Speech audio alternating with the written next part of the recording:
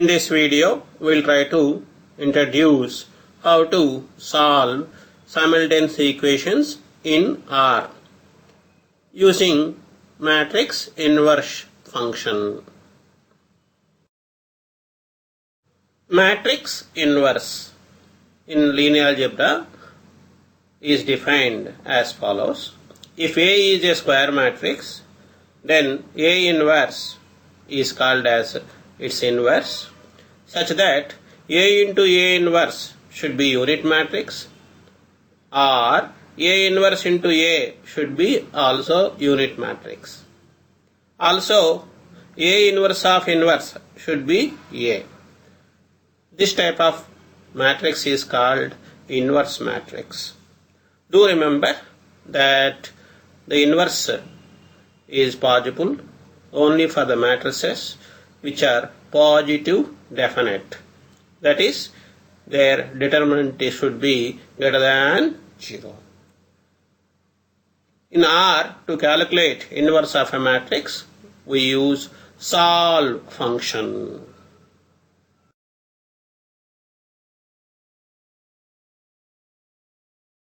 In this workout, we have taken a square matrix of size 2 cross 2.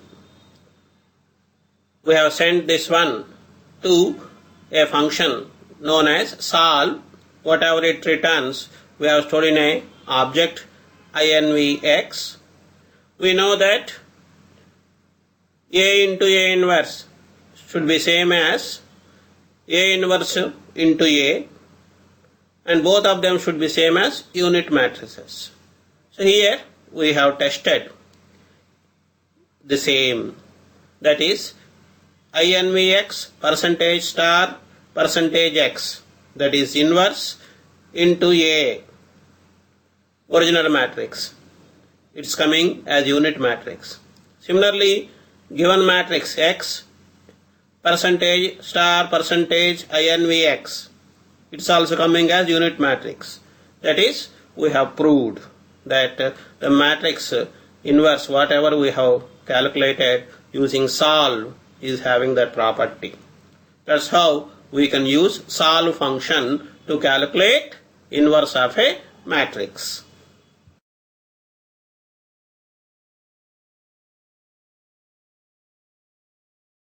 Maybe let us recapitulate some concepts from linear algebra. If the matrix A is a diagonal matrix and its inverse also diagonal, simply inverse of a diagonal matrix is same as its diagonal elements taken as reciprocals. This workout is a simple support that a diagonal matrix and its inverse, they are having that property discussed in the previous slide, and also their product is again unit matrix. Just to check this workout has been included. This is to indicate that inverse of a triangular matrix is again inverse. Upper triangle matrix inverse is upper triangular. Lower triangle matrix inverse is lower triangular. The following slide illustrates the same for 2 by 2 and 3 by 3 upper and lower triangular matrices. In many scientific applications or engineering applications, we may encounter solving simultaneous equations. Here we will be having set of equations with a set of unknowns. From the equations, we need to find the unknowns. For example, the slide contains 3 equations involving 3 variables x, y, z, and we have right hand side values also given. Weights or coefficients of the x, y, z variables are also given. we need to find out XYZ values. Same equations can be represented in a matrix form as shown in the slide. The first is a matrix which is nothing but having the coefficients of XYZ of each equation and equal to the right hand side column vector 6 minus 4 27. They are the ones known as a constants, and XYZ is the one which we are supposed to find out. If I assume this is the matrix A, data matrix, there is the coefficient matrix, and the constant matrix is B, then AX is equal to B is the relation which is represented in the matrix fashion, where X is the XYZ values. So we need to find out X. How? Simply X can be calculated using A inverse B, where A inverse is the inverse of the coefficient matrix. This is the essence of what you call simultaneous equation solutions. However, in mathematics, we may find three possibilities. The number of equations may be less than number of unknowns, same as number of unknowns, or more than also. That is, cases can be mentioned as underdetermined case, exact case, overdetermined case. Here we are dealing with exact case only. There will be unique solution. For overdetermined case, there can be multiple solutions, which we will not discuss. Underdetermined case also we will not discuss.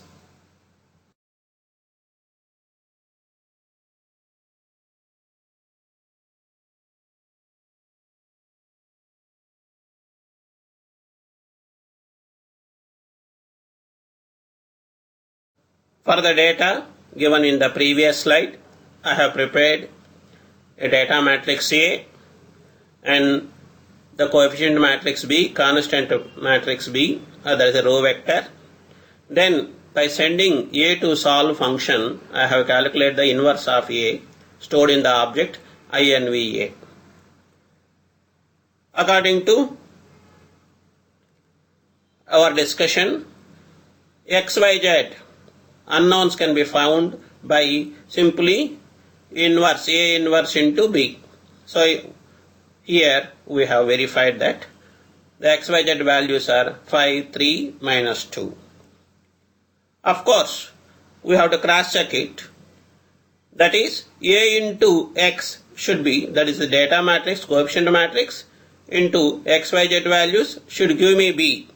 That is also verified in this slide. Thus, the solution for this problem is 5, 3, minus 2. That is, X value is 5, Y value is 3, Z value is minus 2, which are the ones satisfying the given simultaneous equations. That's how here solve function is used to calculate inverse of the coefficient matrix. This is the essence of solving simultaneous equations. We have just simply implemented in R.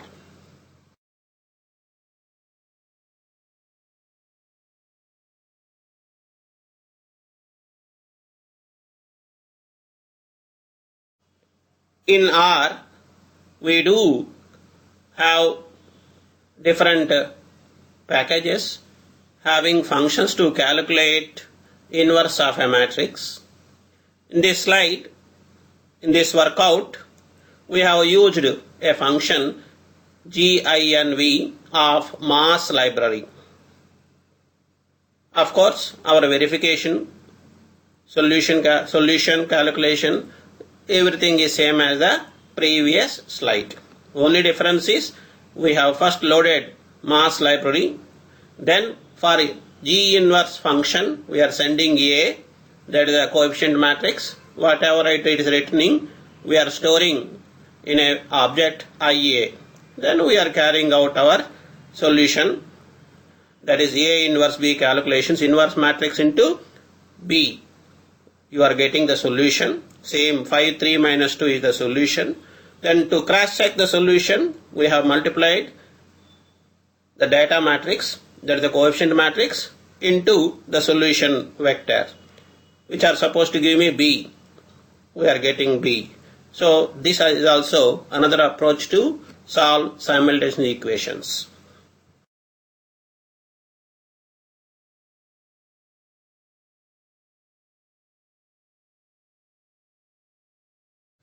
In fact, inverse calculation is used in many places. In multiple regression also, inverse is used. The function GLM that is used for multiple linear regression inherently employs inverse function. In fact, it is called as pseudo inverse. Pseudo inverse. Maybe the discussion on this concept is beyond the scope of this video.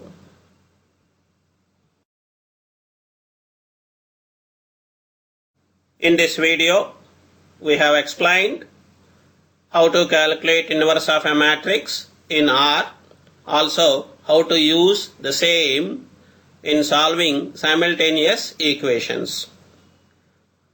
We have discussed two methods of calculating the inverse of a matrix.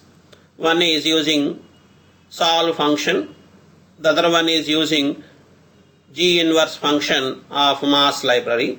Both can be used. I am sure you have enjoyed the video. Please kindly recommend to your friends to subscribe to my YouTube channel. Thank you.